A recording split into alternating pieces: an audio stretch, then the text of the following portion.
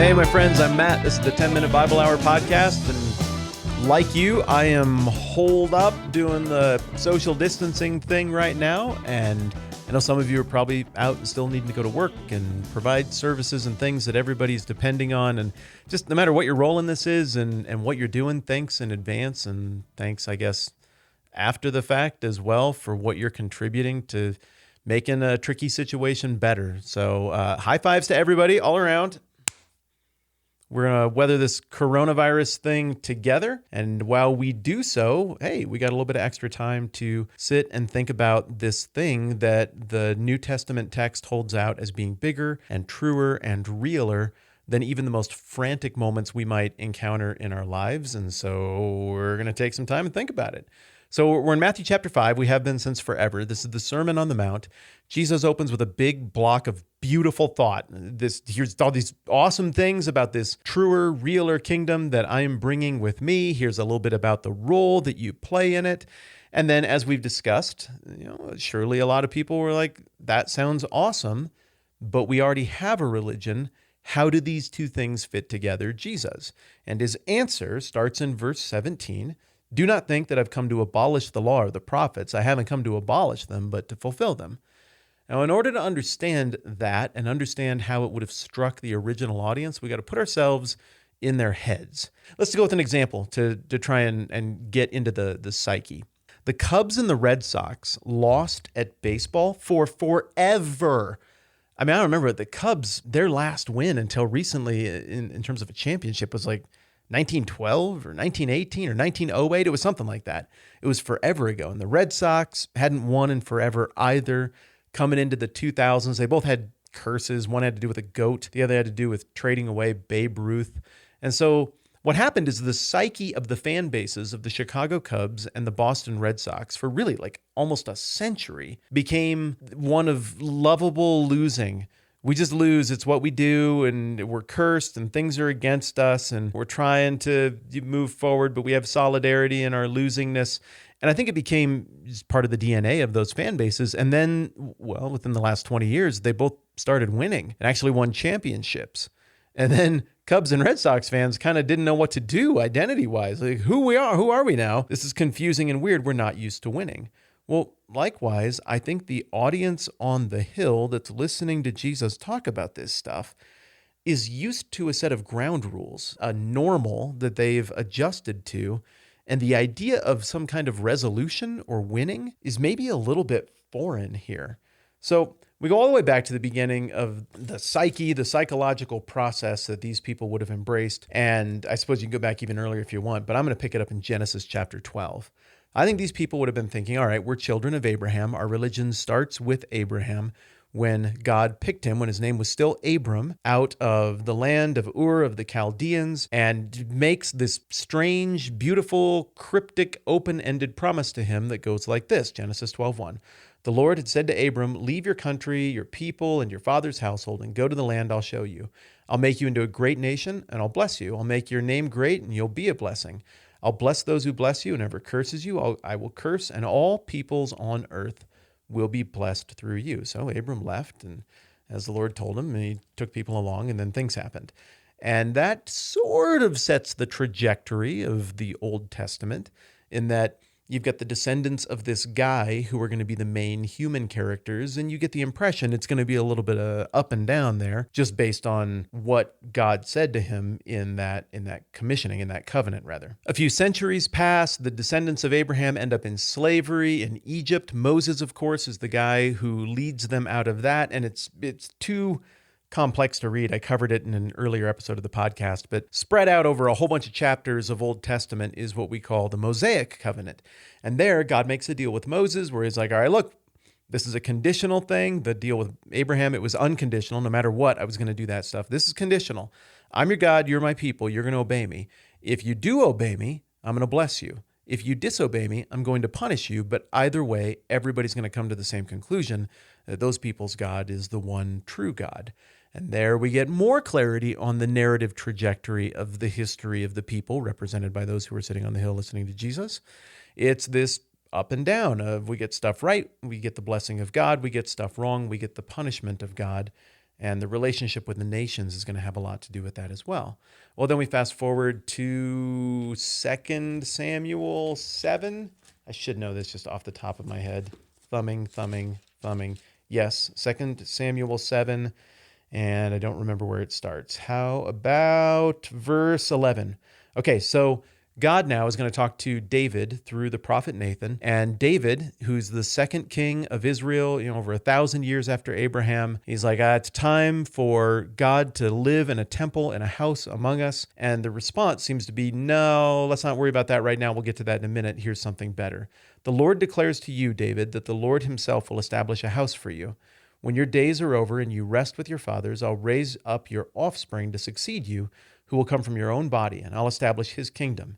He's the one who will build a house for my name, and I'll establish the throne of his kingdom forever.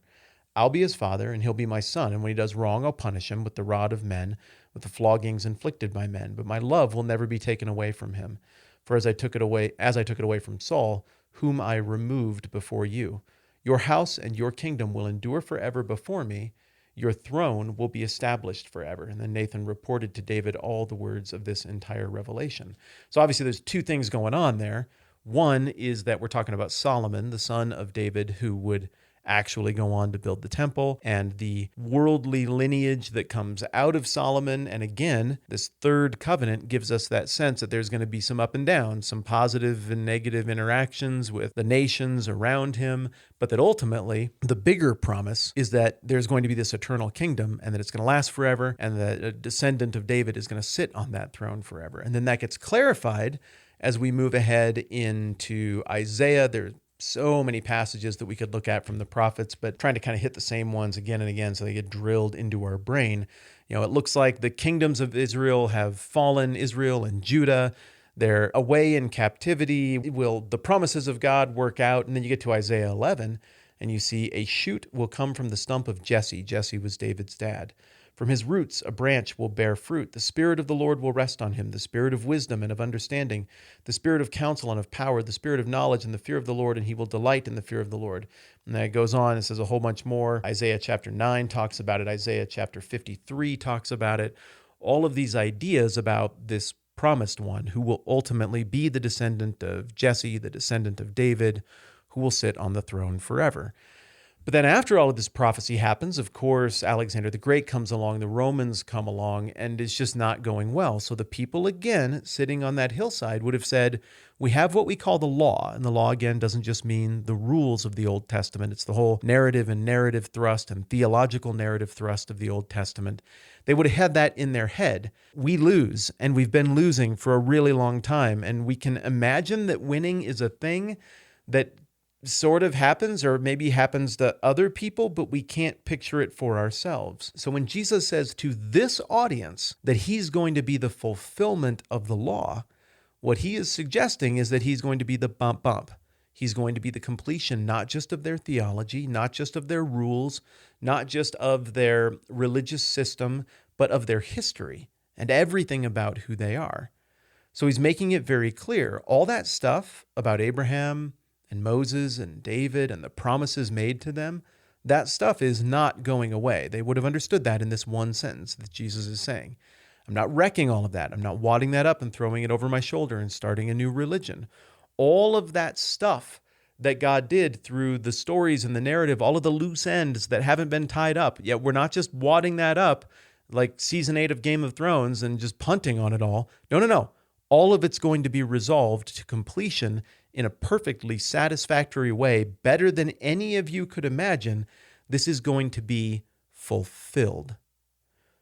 So now that we understand the psyche of the people on the hill, we're used to losing. I wouldn't even know what to do if we suddenly won, much like Red Sox or Cubs fans.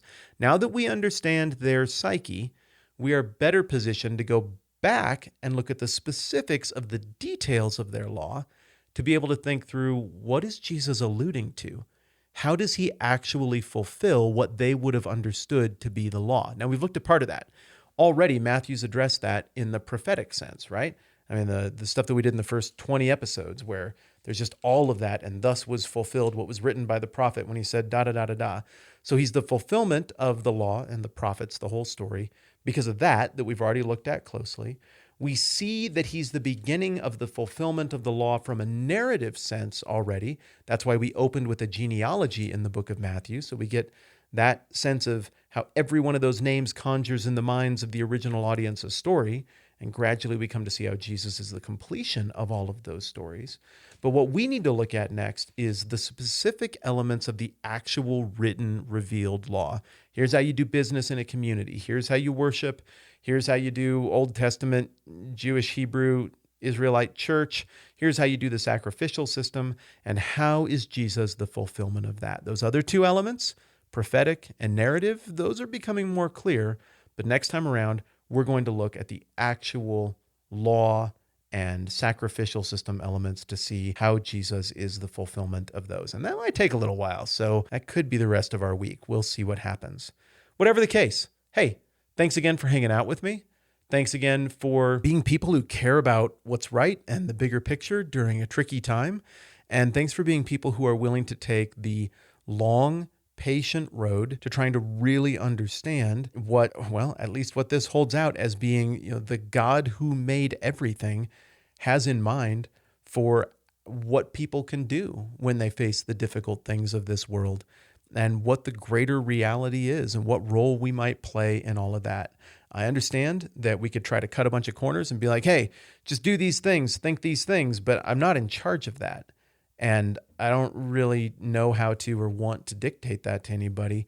But what we can do together with this little exercise is slowly and carefully think it through together so that wherever you or I might land, we land there because we did the work and we think it with eyes wide open and with careful thought behind it so that we can think it with conviction and then act on that and live that out and take hope and confidence in those things that we come to understand as being truer and realer. All right, that was a lot. I'm Matt. This is the 10 Minute Bible Hour podcast. I appreciate you. Let's do it again soon.